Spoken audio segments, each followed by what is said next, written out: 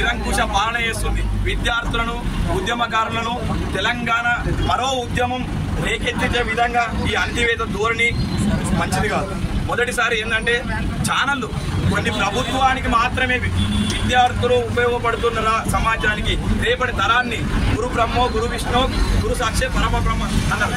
ఇలా మనకు గురువులను మాకు ప్రభుత్వ ఉద్యోగం మీరా నాయన, మేము సమాజానికి మేము మా వంతు సహాయం చేస్తాము, మా వంతు సేవ చేస్తాము. ఈ సమాజంలో విద్యా వ్యవస్థ భ్రష్టు పట్టిపోయింది. విద్యార్థులకు అవకాశాన్ని కల్పిస్తలేదు. ఉపాధ్యాయులు అయితే రేపు పొద్దున ప్రశ్నిస్తారు. విద్యార్థుల మేధాశక్తి పెరుగుతుంది. కాబట్టి విద్యార్థులకు, ఉపాధ్యాయులకు ఎలాంటి ప్రయోజనం లేని ప్రభుత్వం నడుస్తుంది ఇప్పుడు. కాబట్టి మెగా డిఎస్సి ఇవ్వాల్సిందే, 3 నెలలు వాయిదా వేయాల్సిందే. ప్రభుత్వం ఖచ్చితంగా డిఎస్సి విషయంలో సానుకూలంగా స్పందించాల్సిందే. పలుమూరు వెంకట్ గారు మీరు ఎక్కడున్నారండి?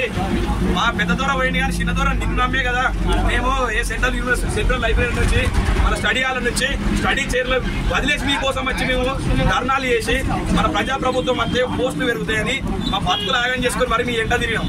ఏదా మీరు మాకేం అవకాశం కల్పిస్తారు? కోదండరామ్ సార్ మీరు స్పందించాలి.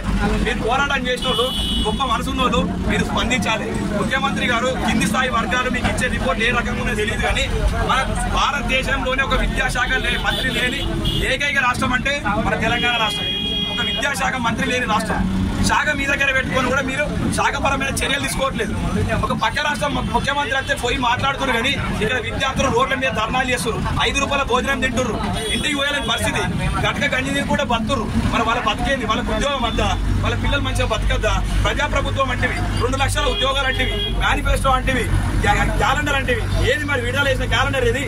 నువ్వు ఇచ్చిన రైతులను నమ్మితే రైతులను మోసం చేసి, విద్యార్థులను నమ్మితే విద్యార్థులను మోసం చేసి ఈ సమస్యలను పరిష్కరించండి, మాట్లాడండి, మాకు అవకాశాన్ని కల్పించండి. మెగా డిఎస్ వేయండి. గ్రూప్ 1, గ్రూప్ 2 పోస్టులు కూడా 1:100 ఇవ్వండి. గ్రూప్ 1 లో కూడా 1:100 ఇవ్వండి.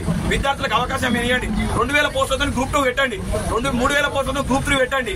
అదేవిధంగా 46 జీవో అమలు చేయండి. దానికి 46 జీవో వాళ్ళు ఎంతమంది ఇబ్బంది పడుతున్నారు? గురుకుల బ్యాక్లాగ్ పోస్టులు ఉన్నాయి. దానికి కూడా గురుకుల బ్యాక్లాగ్ పోస్టులు వాళ్ళకి ఇవ్వండి. అన్ని సమస్యలను సాల్వ్ చేయండి, చర్చించండి. చర్చలు కాకుండా దోపిడితోనే చేస్తారంటే కాలము రాగానే కాటేసి తీరుతాం మేము కూడా. ఇలా మీ కాలం వచ్చింది, మేము కుసలు కొడుతున్నారు. కాలం రాగానే కాటేసి తీరంతా మాకు కూడా ఉంది.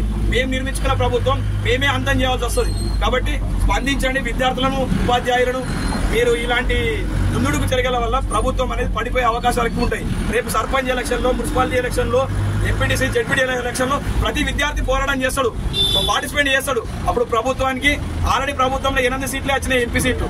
ఇంకో 8 బీజేపీ పోయినాయి, టీఆర్ఎస్ పోయింది. అంటే మీ మీద వ్యతిరేకత ఉన్నట్టే కదా. ఆ వ్యతిరేకతను ఇంకా మేము గలం తిప్పాల్సి వస్తుంది. కాబట్టి స్పందించండి. మాకు మెగా డిఎస్సి 3 నెలల వాయిదా, గ్రూప్ 1, గ్రూప్ 2, గ్రూప్ 3 అవకాశాన్ని కల్పించండి. పోస్టులు పెంచండి.